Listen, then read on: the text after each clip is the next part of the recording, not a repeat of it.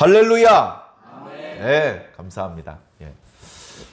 힘차게 아멘으로 응답해 주시니까 힘이 납니다. 네. 지금 밖에는요 완연한 가을 날씨입니다. 비가 한 차례 오고 나면 제법 쌀쌀해지기도 합니다. 여러분 부쩍 건강 관리해 주시기를 바라고요. 우리는 어떻게 보면 계절을 잊고 지낼 때가 많습니다. 그래서 가끔 달력을 보면서 벌써 10월도 다 갔네? 이렇게 깜짝 놀라고는 하는데 우리는 그렇게 시간의 흐름을 잊어버리고 놓칠 때가 많은데, 왜냐하면 이제 우리는 옷을 입고 있잖아요. 그리고 대부분의 활동을 바깥에가 아니라 실내에서 이렇게 지냅니다. 과거를 생각해 보면요, 조선시대, 고려시대 과거로 생각하면요 거의 대부분의 시간을 바깥에서 지냈습니다. 그리고 진짜 옛날 한옥, 시골 사람들이 살던데 거기 이제 초가지붕 밑에 이렇게 사는데 보면요 집도 엄청나게 작고요, 문도 작아요. 고개 다 숙이고 들어가야 돼요. 그리고 그 문이 대나무 창살에 창호지 한 장 발랐어요. 그리고서 한겨울을 지냈다고. 한겨울 영하 밖에 10도 20도 떨어지는데 창호지 한 장으로 지냈어요. 그러면 사실상 실내에 들어 누워 있어도 어떻습니까? 바깥에 누워 있는 거나 별로 차이가 안 납니다. 그러다 보니까 어때요? 과거에는 계절의 변화에 아주 민감했습니다. 그리고 어떤 환경의 어떤 공해 이런 게 없었기 때문에 어떤 계절의 변화가 아주 규칙적이었어요. 요즘은 막 기상 이변, 예측할 수 없는 그런 어떤 일들이 자주 발생된다고 하지 않습니까? 근데 과거에는 아주 일정했죠. 그래서 이제 뭐 동양이나 서양이나 1년을 이렇게 계산을 합니다. 왜냐하면 일정하게 기후의 변화가 진행이 되니까. 그리고 그 일정한 기간 동안에 자연 만물, 어떤 땐 개구리가 땅을 파고 들어가서 잠을 자버리더라. 어떤 땐 개구리가 땅을 열고 나오더라. 어떤 땐 서리가 내리더라. 어떤 땐 보면서 대부분의 절기가요 날씨와 관련된 그런 자연 현상들을 그런 절기의 이름으로 붙이곤 했습니다. 근데 우리는 이제 실내에 있다 보니까 별로 이렇게 차이가 없죠. 물론 제가 입고 있는 이 신사복도 조금 여름철에 선선한 조금 얇고 통풍이 잘 되는 신사복도 있고, 겨울철에 모로 되어 있는 따뜻한 신사복도 있죠. 그러나 코트를 입고 장갑 끼고 목도리를 두르고 예배를 인도하지는 않지 않습니까?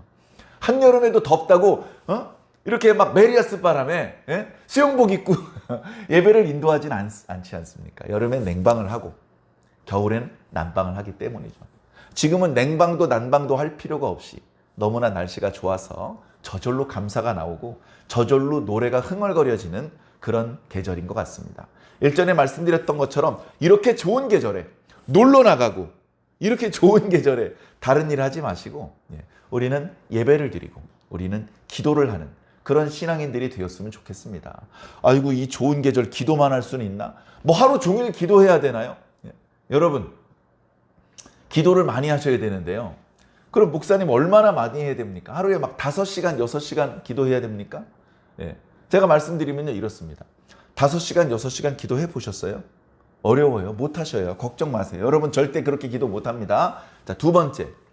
하루에 24시간인데 그걸 10분의 1로 딱 나누면 2시간 24분이라고 하는데 2시간 24분을 넘쳐서 기도하지 말라고 어느 목사님이 말씀하시더라고요.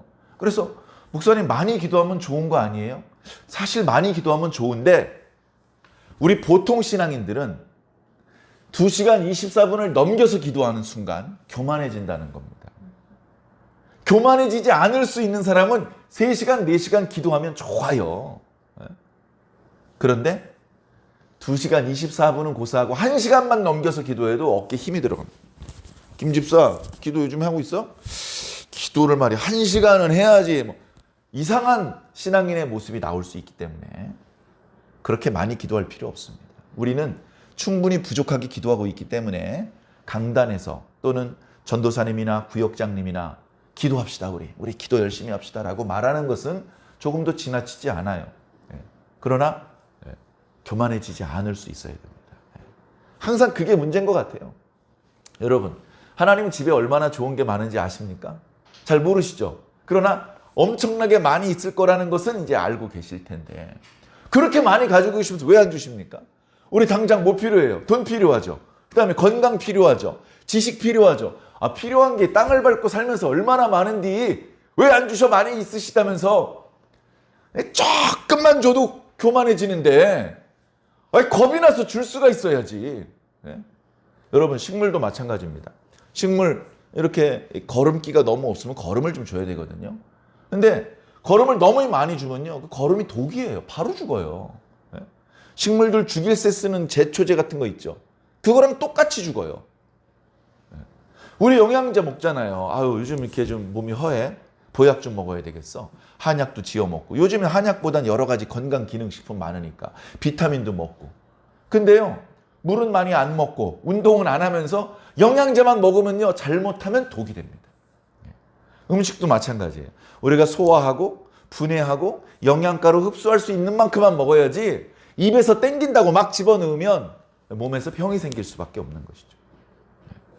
그러니까 하나님의 그 좋은 것, 영적인 축복, 육적인 축복, 물질적인 축복도 다 가지고 계신데 조금만 주면 교만해져 버리니까 겁이 나서 줄 수가 없는 거예요.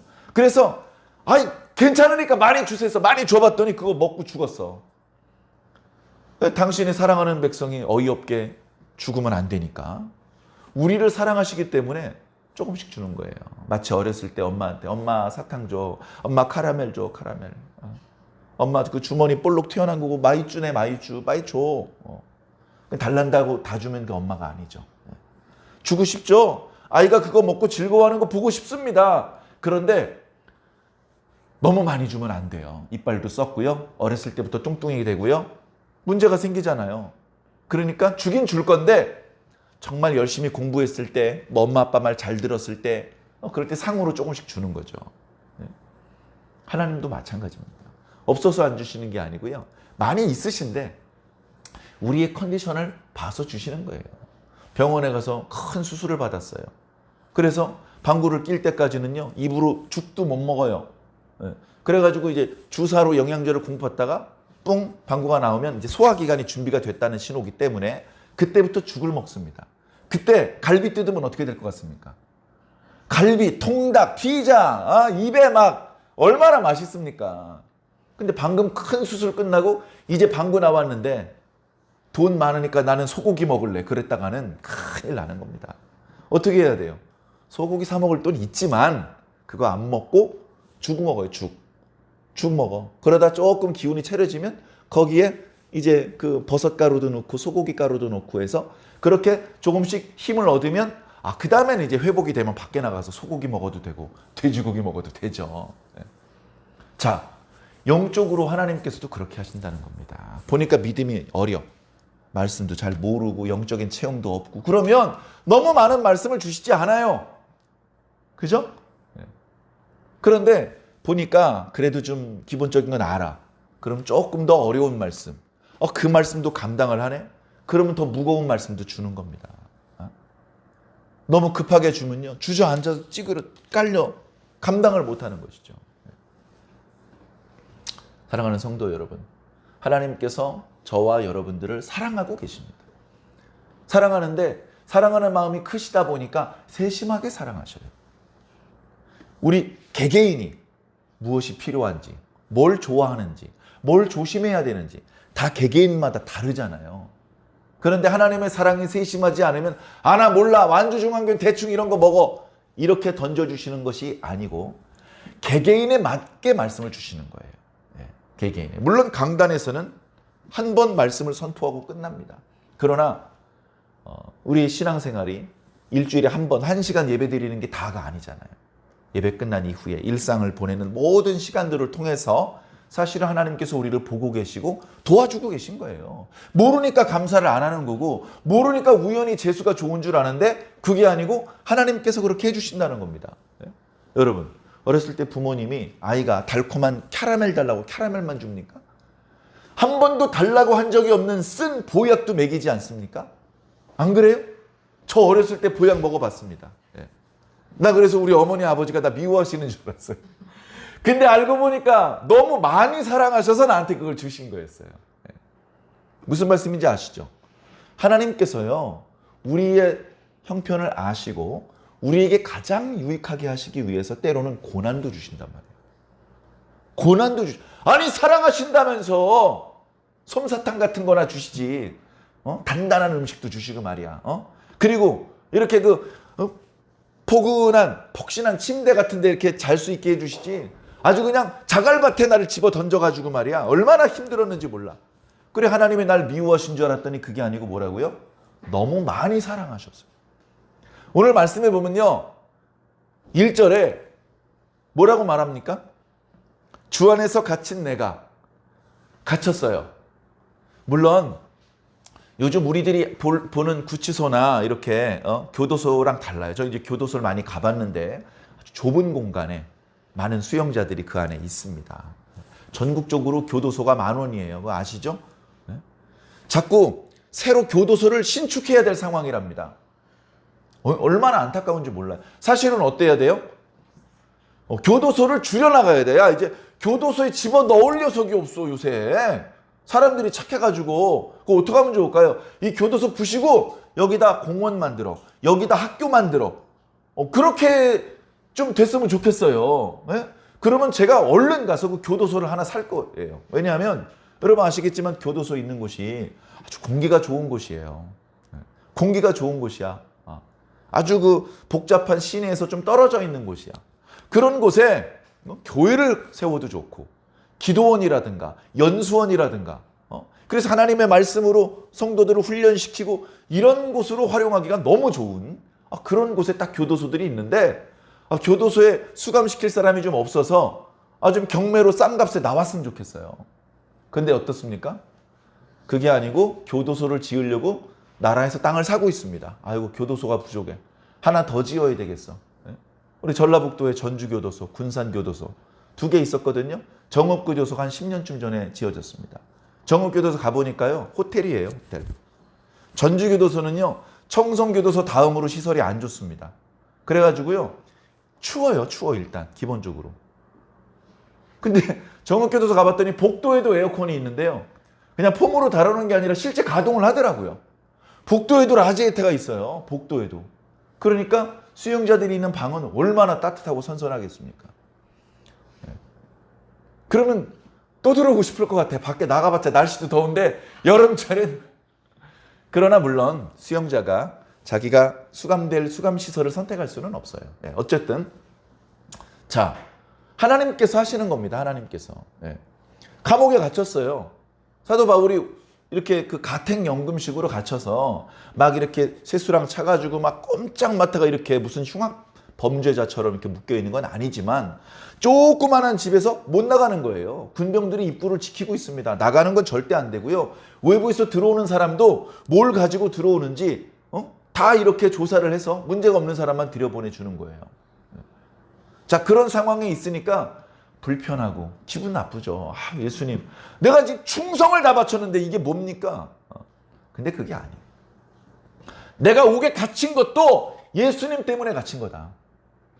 예수님의 능력이 부족해서 예수님께서 날 좀 도와주시고 지켜주셨어야 되는데 하도 돌봐야 될 성도들이 많으니까 그냥 아차하는 사이에 바울이 감옥에 갇혀 예수님 능력이 부족해서. 예수님 능력 그러고밖에 안 됩니까? 아니잖아요. 예수님의 지식, 예수님의 통제 범위 안에서 바울이 지금 옥에 갇힌 거예요. 예수님도 알고 있어요. 예수님께서 갇히게 하신 거예요. 옥에만 갇힙니까? 예수님께서 죽게도 하십니다. 스데반은 예수님 힘이 없어서 원래 안 죽었어야 되는데 어쩔 수 없이 죽은 겁니까? 베드로는 왜 십자가에 거꾸로 달려 죽었습니까? 그때 예수님의 힘이 다 방전돼가지고 그게 아니고요. 주 안에서 죽는 자들도 주님께서 주님을 위해서 죽을 수 있게 그렇게 하신 겁니다. 그런 놀라운 주님의 통치, 그걸 믿어야 되는 거죠. 억지로 실제 그런 게 없는데 믿으라고 강요드리는 게 아니고요. 그게 저는 이제 느껴집니다. 천지를 하나님께서 통치하고 계셔요. 말 안 듣는 이방인들, 불신자들은 통치 못하시고 말 잘 듣는 그리스도인들만 통치하시는 게 아니고 하나님께서 믿는 자와 믿지 않는 자 모두를 통치하시고요.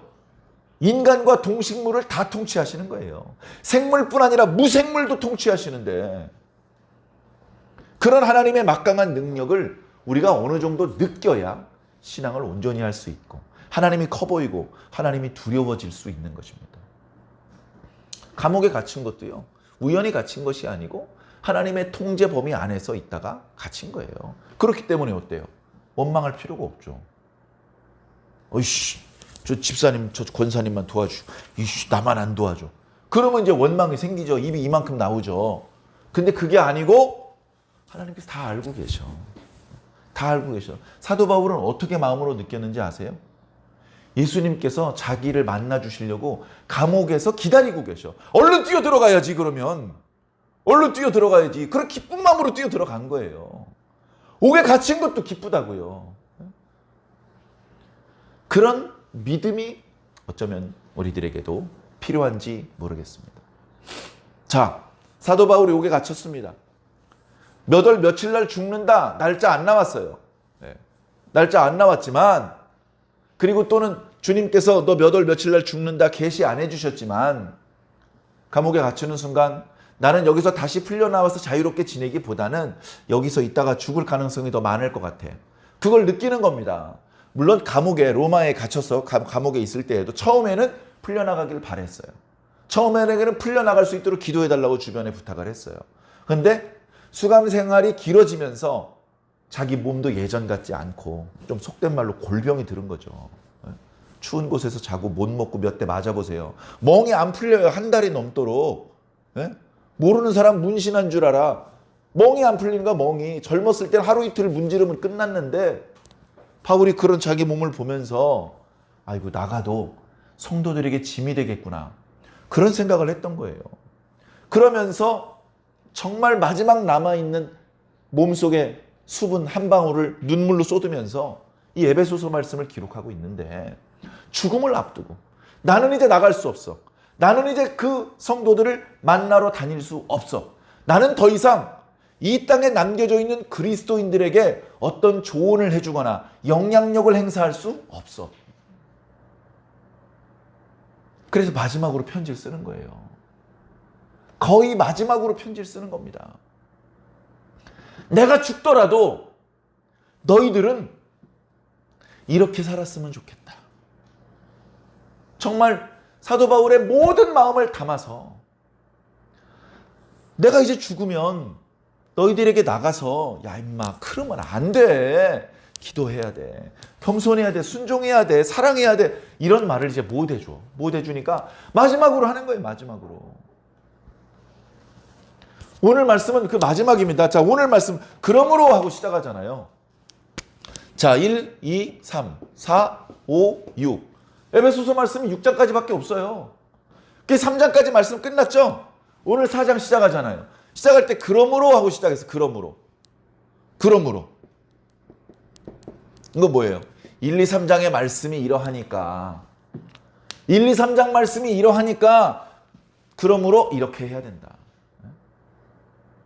자, 사실상 사도 바울은 에베소 교회 성도들에게 4, 5, 6장의 말씀을 하고 싶어요. 근데 그 말만 쑥 던지면 어떤 그 파괴력이 없잖아요. 전달력이 약하잖아요. 그러니까 4, 5, 6장의 권면을 하기에 앞서서 이 권면대로 너희 성도들이 순종해 줘야 되는 이유를 말씀하고 있는 거예요. 이유. 너희들이 내 권면대로 좀 해줬으면 좋겠다. 이유는 1, 2, 3장에 말한 그대로다.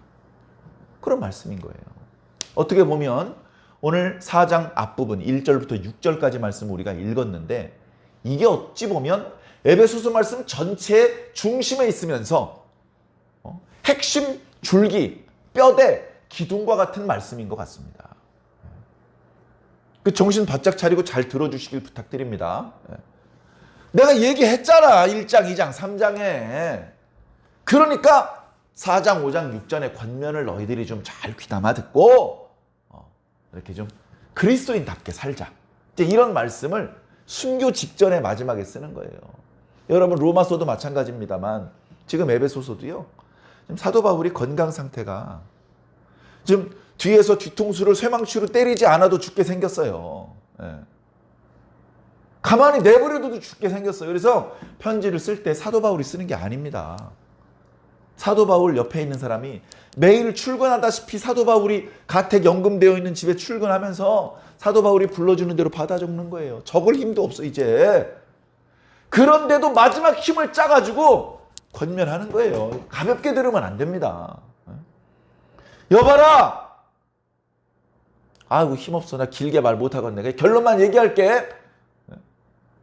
뭡니까? 1절에 부르심에 합당한 생활을 해라. 부르심에 합당한 생활. 예수님께서 너희를 부르셨잖아. 1장, 2장, 3장에 막 두 번 말하면 입 아프게 얘기했잖아요. 예수님께서 너희를 부르셨어. 대충 부려먹다 버리려고 몇 번 씹다 단물 빠지면 뱉으려고 너희들 부르신 게 아니고 너희들 끝까지 당신의 아들, 딸 만드시려고 부르셨어. 너희들이 전에는 밖에 있는 놈이었어. 밖에. 이 이스라엘을 향해서 주신 하나님의 놀라우신 섭리랑 무관한 자였는데 이제는 남이 아니야. 이제는 하나님의 가족이야. 유대인들만 복 받는 게 아니고 너희 이방인들도 똑같은 복을 주시는 거야. 조금도 차이가 없어. 얼마나 큰 복인지. 제가 에베소서 말씀을 수없이 읽었는데도 불구하고 이번 달에 에베소서 강해를 위해서 다시 말씀을 앞부분도 읽는데 전에 깨닫지 못했던 것들을 또 깨닫는 거예요. 이게 신앙하는 맛인 것 같습니다. 즐거움인 것 같아요. 전에 몰랐던 말씀을 또 깨닫는 거예요. 이방인들을 부르셨어요. 뭘로? 하나님의 아들, 딸로. 하나님의 아들, 딸은 어떤 특징이 있냐면요. 하나님의 나라를 상속받는다는 특징이 있어요. 그 유대인들은 많이 받고 니들은 이방인이니까 조금 주고 그게 아니고 동일하게 주신단 말이에요. 동일하게. 하나님의 능력이요. 우리가 짐작하는 것보다 큽니다. 여러분이 어느 정도를 생각하든지 그 이상이십니다. 그런 능력을 가지고 계신데 그 능력으로 예전엔 뭘 하셨냐 하면 천지를 창조하셨어요. 창조하실 때 그 소리가 얼마나 컸을까요? 뭐 짐작도 못하시. 천지를 창조하셨어요. 그리고 그 엄청나신 능력으로 예수 그리스도를 죽은 자 가운데서 다시 살리셔서 하늘에 오르게 하실 뿐 아니라 더 높은 곳이 없는 하나님 보좌 오른쪽에 앉게 하셨어요. 그 엄청나신 능력으로 저와 여러분들을 부르신 거예요. 불러가지고는 어떻게 하시느냐? 저와 여러분들을 예수님과 연합이 되게 하셨어요. 연합. 저하고 예수님하고 저와 여러분이 예수님하고 이렇게 한 덩어리가 됐다고요. 한 덩어리가. 물론 예수님은 머리고 우리는 몸이지만 한 덩어리가 됐어요. 한 덩어리가. 그래서 본래는 예수님만 누리셔야 되는 영생을 우리도 누리는 거예요. 본래는 예수님만 상속받기로 한 그 나라를 우리가 다 상속받는 거예요. 원래는 그 나라를 다스리는 권세가 예수 그리스도에게만 있는데 우리들에게도 있는 거예요. 하나님 보좌 우편에 누구만 앉을 수 있죠? 예수 그리스도만. 근데 거기 우리도 앉게 해준다는 거예요. 우리도 예수와 함께 살아나고 예수와 함께 일어나고 예수와 함께 그 보좌에 좌정할 수 있게 해주신다고요. 어떻게 그렇게 됐다고요? 우리하고 예수님이 연합이 됐어. 연합. 이게 쉬운 일일까요? 어려운 일일까요? 어려운 일이죠. 근데 어떻게 가능해졌죠? 전능하신 하나님의 능력. 그 능력을 헛간데 안 쓰시고 우리하고 예수님을 점 매는 데 쓰시는 거예요. 얼마나 감사합니까?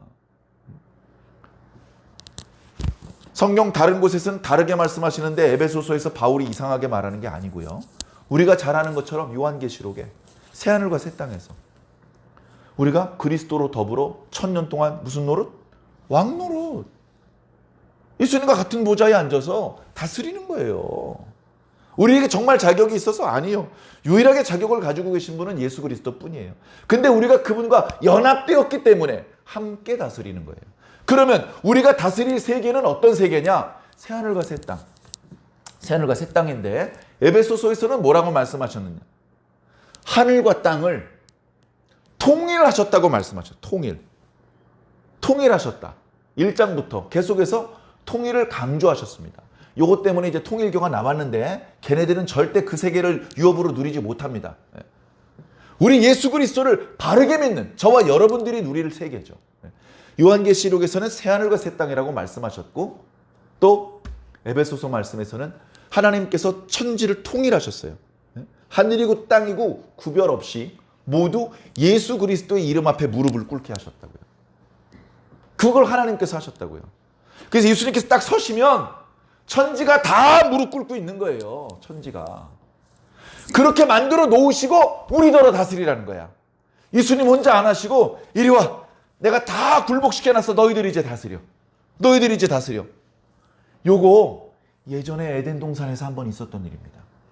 하나님께 천지를 창조하셨어요. 에덴 동산도 창설하셨어요. 뭡니까? 전부 다 하나님의 이름, 하나님의 능력 앞에 다 굴복시켜 놓은 거예요. 그래 놓고서는 아담한테 그걸 보여주셨어요. 야, 이제 네가 다스려. 다스리고 정복해라. 땅에 충만해라. 그렇죠? 근데 그때는 못 다스렸어요.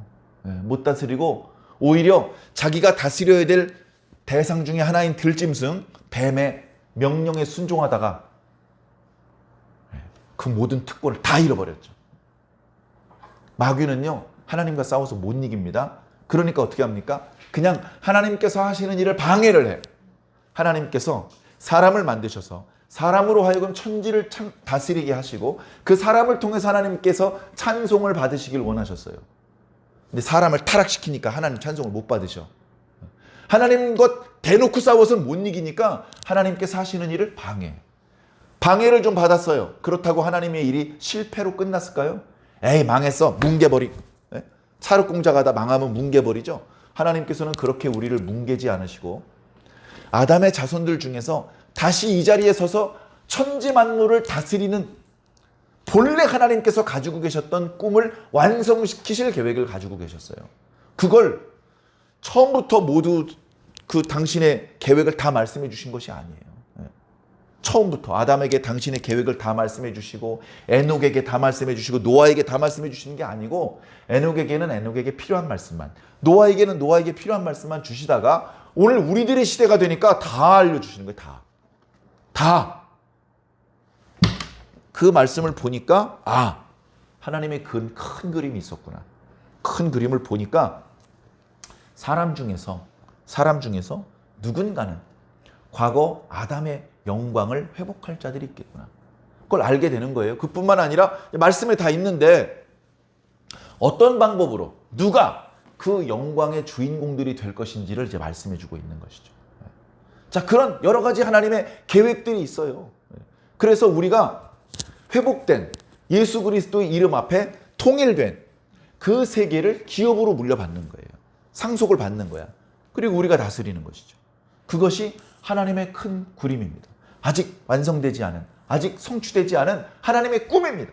그 놀라우신 꿈을 이루기 위해서 예수 그리스도께서도 오셨고 부활 승천하셨고 그리고 꽤 많은 시간이 흘렀지만 오늘 우리가 거의 예수님께서 활동하시던 시대로부터 그 지역으로부터 거의 지구 반대편에 있음에도 불구하고 우리가 예수 이름 앞에 부름을 받아서 여기 앉아 있는 거예요. 얼마나 놀랍습니까? 내가 여기 서 있는 이 자리가 얼마나 큰 그림의 한복판인지 우리가 못 느끼니까 닭살이 안 돋는데 느끼면 닭살이 돋는 거예요. 아니, 나는 그냥 변두리에 변방에서 복 받아도 너무 감사한데 내가 한복판이네. 하나님 이렇게 보니까 나만 보고 계시네. 그런 느낌, 그런 사랑, 그 안에 이제 우리가 있는 것입니다. 자, 하나님께서 그런 큰 그림을 가지고 계셔. 그 큰 그림 중에 너희 에베소 교인들을 불러주신 거야. 에베소 교인들은 어떻습니까? 그 교회가 위치한 곳도요, 팔레스타인으로부터 어마어마하게 떨어진 곳이고요. 그리고 그들의 구성원들 중에 유대인들이 몇 명 있습니까? 한 명, 두 명 있을까? 거의 95% 이상이 이방인들이에요. 그러니까 사도 바울을 통해서 예수님을 영접해서 기뻐하면서도 아이고, 이 큰 구원을 받는 유대인들은 좋겠다. 우리는 부스러기라도 먹자. 이러고 있는데 그게 아니야. 너희들에게 부스러기 주시려고 부른 게 아니야. 제일 좋은 덩어리 주실 거야. 그렇게 말씀하고 있는 것이죠. 우리도 마찬가지입니다. 그래도 사도 바울한테 직접 말씀을 드렸던 에베소 교회는 한 덩어리 받지만 우리는 부스러기겠지. 우리는 뭐 땅끝에 대한민국에 살고 있으니까. 아니라니까요. 우리에게도 알맹이를 주신단 말이에요. 껍데기를 주시는 게 아니고. 자, 이런 놀라우신 하나님의 역사 안에 있으니까 우리가 4, 5, 6장의 권면의 말씀을 따라서 사는 것이 합당하지 않겠느냐. 이거 무리한 요구도 아니고 앞에 했던 얘기랑 어디 얼토당토하는 엉뚱한 180도 반대 방향의 말씀이 아니고 앞에 주셨던 말씀을 우리가 이해를 했다면 당연히 4, 5, 6장의 말씀대로 살아야 되겠네요. 근데 사후육장의 권면을 압축을 하면 뭐라고요? 부르심에 합당하게 살아라. 너희들은 부름받은 존재야. 너희들 스스로 잘난 게 아니야. 불러주지 않으셨으면 너희들은 막 자식 아무것도 아니야. 근데 불러주셨어. 그러니까 이제는 노바디가 아니라 썸바디가 된 거예요. 의미 있는 존재가 된 겁니다. 그러니 기왕에 의미 있는 존재로 부름을 받았으니 의미 있는 존재답게 좀 살자. 자, 그런데 의미 있는 존재답게 사는 것이 뭐냐? 하나됨. 자, 3절인가요? 성령의 하나 되게 하신 것을 힘써 지키라는 겁니다. 이걸 지키는 게 부르심에 합당하게 사는 거라는 거예요. 네? 이쯤 되면 이제 성도님들 표정이 알쏭달쏭해지죠. 도대체 오늘 목사님 설교를 어떻게 마무리하시려고 삼천포를 가시네. 네. 사랑하는 성도 여러분, 근데 이 하나됨을 지키자는 말씀은 정말 여러분들한테 제시하려는 결론을 위한 중간 징검다리가 아니고요. 이게 최종 고울, 목표입니다. 목표지죠.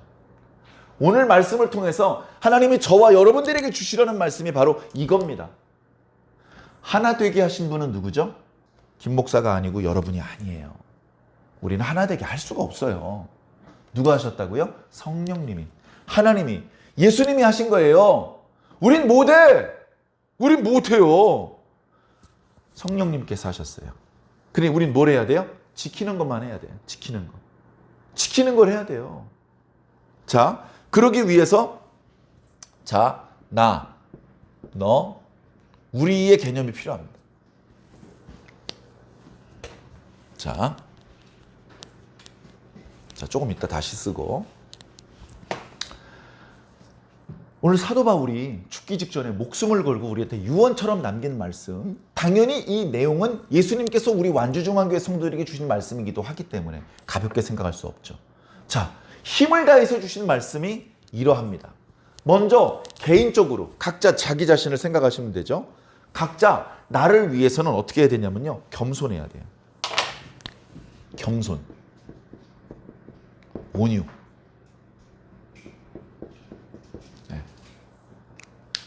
스스로 겸손해야 돼요. 상대적인 개념일 수도 있어요. 저 사람에게 내가 겸손한다. 저 사람을 대해줄 때 온유하게 대한다. 이런 상대적인 표현으로 쓸 때도 있지만 절대적으로 나 개인의 입장 안에서 생각해보죠. 내가 저 사람에게 온유하게 대하는 이유는요, 내 존재 자체가 온유한 사람이기 때문에 그런 거예요. 내 존재 자체가 이렇게 바뀌어야 되는 거예요. 이러이러하기 때문에 이렇게 바뀌어야 되는 거예요.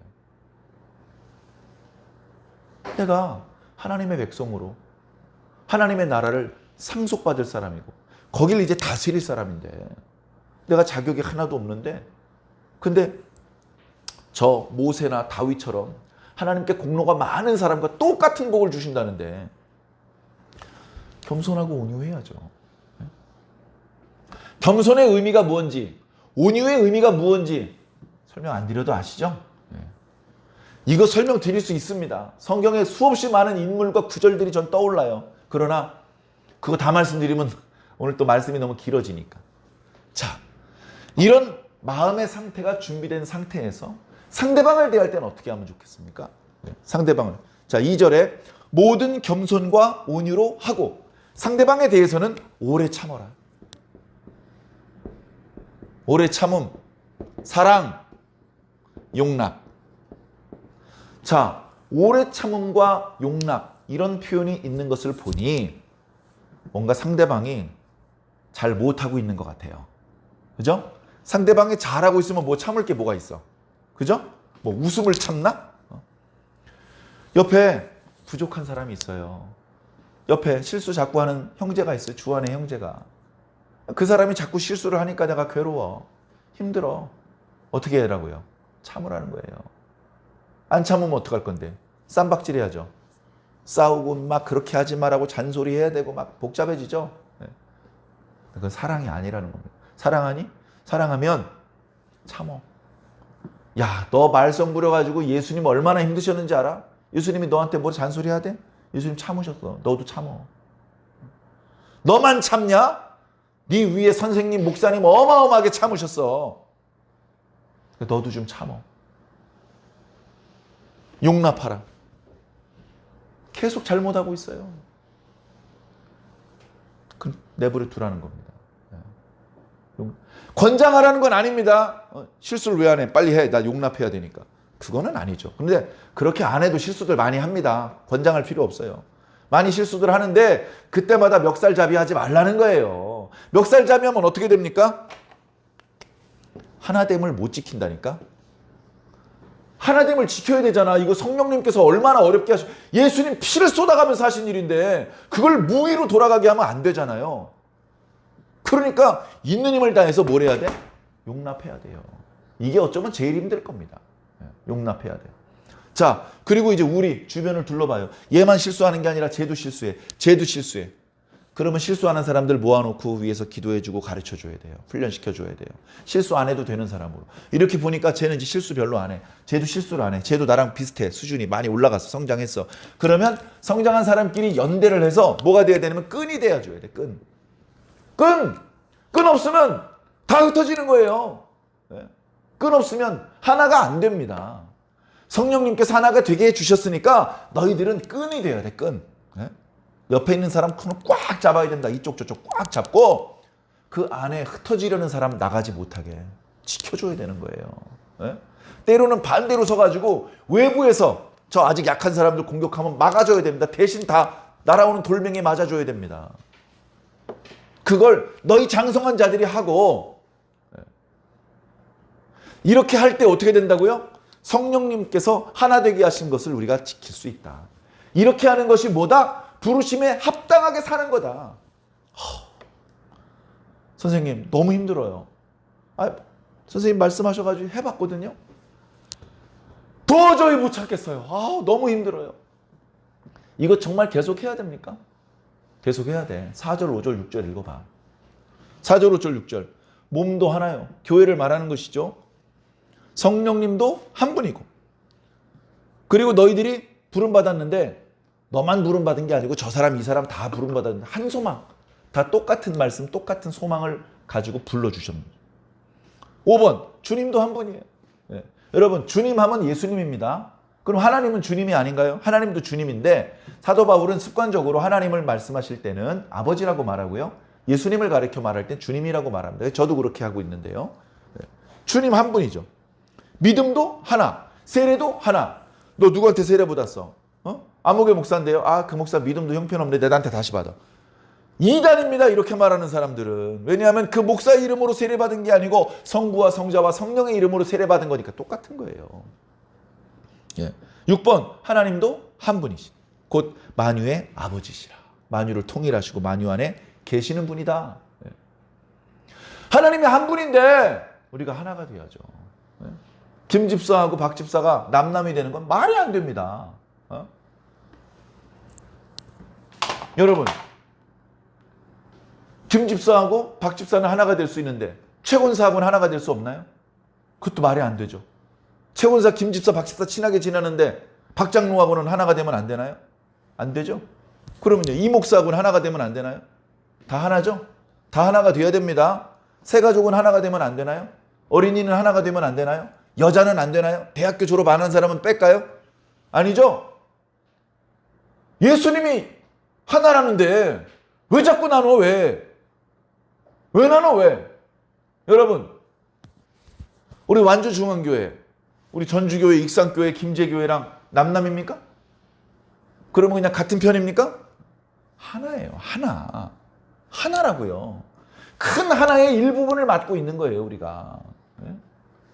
그런 걸 생각해 봤을 때 저희 교회가 개혁총연이거든요. 대한예수교 장로의 개혁총연. 근데 장로교회 안에 통합도 있고 합동도 있고 교단은 왜 이렇게 많아요? 좀 다르지만 장로교는 하나예요? 그럼 감리교는요? 예수님이 왜 그렇게 많아요? 예수님이 막 수백 명이에요? 네가 믿는 예수님, 내가 믿는 예수님 달라요? 아니잖아요. 자, 그런 걸 생각해 봤을 때 사도 바울이 이 얘기를 하지 않고 죽으면 유대인 그리스도인들과 이방인 그리스도인이 영원히 연합이 안 돼. 영원히. 영원히 남남이야. 사도 바울은 이방인들에게 복음을 전하기 위해서 자기 몸이 부서지는 거 돌보질 않았어요. 근데 이제 죽기 직전에 이 이방인 그리스도인들과 유대인 그리스도를 하나로 연합하는데 자기 몸을 던지고 있는 겁니다. 쓸데없는 소리 하지 마. 유대인, 이방인 그런 게 어딨어? 다 그리스도인들이지. 지금 바울이 죽기 전에 그렇게 말하고 죽는 거예요, 지금. 바울은 그렇게 했는데 왜 우리는 교단을 나누고 교회를 나누고 편을 나눕니까? 네? 나누는 게 쉬울까요? 합치는 게 쉬울까요? 나누는 게 훨씬 쉬워요. 나누는 건 쉬워요. 일단 나누나 보세요. 붙나? 안 붙어요. 일단 나눠놓으면 안 붙어. 억지로 붙여놔도 흉이 남아요. 네? 흉이 남아요. 예수님께서 온몸을 던지셔서 하나 겨우 만들어 놓으셨는데 왜 우리는 갈갈이 찢습니까? 이게 바로 마귀의 전략이에요. 마귀는 하나님과 싸워서 못 이긴다고 했죠? 그러니까 뭐예요? 하나님께서 하시는 일을 방해해요. 그래서 아담이 하나님께 온전한 영광을 들리지 못하고 불순종하게 만들었죠? 지금은요. 교회를 분열시키는 일을 합니다. 그것만 하면 돼요. 교회만 분열되면 하나님의 큰 그림은 완성되지 못하거든요. 그러니까 의외로 엉뚱한 싸움을 하는 거예요. 아무개 집사가 지옥 백성이 될 것인가 천국 백성이 될까 그 싸움을 하는 게 아니고 교회가 하나가 되느냐 마느냐의 싸움을 하고 있는 거예요. 하나님, 예수님, 성령님 무슨 일 하실까요? 교회가 하나 되게 하시는 일을 하셔요. 과거에도 온몸을 던지서 그거 하셨고 지금도 그거 하고 계신 거예요. 교회를 하나가 되게 만드시는 거예요. 하나로. 마귀는 뭐 할까요? 틈을 내요. 이간질해요. 갈라지고 싸우게 만들어요. 질투하고 시기하게 만들어요. 욕심부리다 남 못 도와주게 만들어요. 서로 사랑하지 못하게 만들어요. 참지 못하게 만들어요. 그게 마귀가 하는 일이에요. 명확하잖아요. 어떤 일을 보면 이거 마귀가 하는 일이구나. 이거 예수님께서 하시는 일이네. 분별할 수 있잖아요. 말씀이 있으니까. 사랑하는 성도 여러분, 우리 교회는 크지 않지만 끈의 역할을 해야 됩니다. 작게는 여러분 가정 그리고 우리 교회 공동체 흩어지지 않게. 흩어지면 뭉치면 살고 흩어지면 죽는 거예요. 네? 우리만 뭉친다고 소용없어요. 우리 전북노회, 우리 동북아 대회, 우리 개혁총연 총회, 그리고 이 총회야 저 총회. 네? 여러분 상당히 이렇게 좀 조용히 지나가서 이렇게 막 대서특필되고 그러지는 않습니다만 저희 교단은요 통합하는 것을 우리 교단의 중요한 사업 중에 하나라고 생각을 해요. 네? 제가 그렇게 생각하는 게 아니라 선배 목사님들 그리고 총회장이나 이렇게 교단의 리더분들이 그런 생각을 해요. 그래서 작년 1년 동안 오랜 진통 끝에 피어선 교단하고 통합을 했어요. 피어선 교단 많이 들어보셨죠? 이렇게 만나서 접촉을 해보니까 피어선이라 선교사님이 계셨어요. 우리나라에 계신 기간은 길지 않은데 그 선교사님의 유지를 받들어서 지금도 후진들을 교육 가르치고 있고 또 교단이 있어요. 교세가 크진 않더라고요. 그런데 우리가 다 주 안에 하나인데 다투지 말자. 서로 돕자. 그래서 하나가 됐습니다. 하나가 됐어요. 올해 총회 임원을 인선을 할 때도 동북아 대회가 수임 대회이기 때문에 동북아 대회에서 총회장과 총회 임원들을 인선할 수 있는 권한이 있는데 그 중에 한 자리를 피어선 사람들을 위해서 비워놨어요. 그래서 피어선에 있는 목사님 한 분이 우리 임원의 한 분이 됐어요. 그렇게 그분들의 입장을 존중해주고 그분들도 전체를 운영하는 데 참여시키는 것이죠. 그렇게 해서 하나가 됐어요. 시간은 좀 걸릴 거예요. 다시 또 온전히 하나가 되고 나면 그 다음에 또 다른 어떤 교단, 이단이 아닌 그러나 불필요하게 교단을 나누어서 힘들게 운영되고 있는 그런 교단이 있으면 또 하나가 되고 몸집을 불리기 위해서 하는 것이 아니라니까요. 예수님께서 원하시는 일이니까 그렇게 하는 거예요. 그런 것을 하다가 총회장님들 중에서 소천하셨습니다. 지금 총회장님, 증경 총회장님 나이들 많으셔요. 그분들 중에서 또 소천하는 일이 발생되겠죠. 유지가 뭡니까? 우리 교단은 나눠지면 안 됩니다. 우리 교단은 연합해야 됩니다. 그것은 몸집을 길러가지고 대한민국 기독교교에서 큰 목소리 칠 그게 아니고 예수님께서 원하시는 게 그거기 때문에 그래요. 눈에 보이는 막 눈부신 속도는 아닐지 몰라도 우리가 힘이 부족해서 시간이 많이 걸리더라도 우리는 그런 마음을 먹고 그런 방향으로 힘을 쏟아야 될 줄로 믿습니다. 작게는 나 개인부터 내 옆에 있는 사람과의 관계에서 그리고 크고 작은 공동체 속에서 우리는 성령님께서 하나 되게 하신 것을 힘써 지키는 방법으로 부르심에 합당한 생활을 해야 되실 줄로 믿습니다. 꼭 그렇게 살아주시기를 예수님 이름으로 간절히 축원합니다.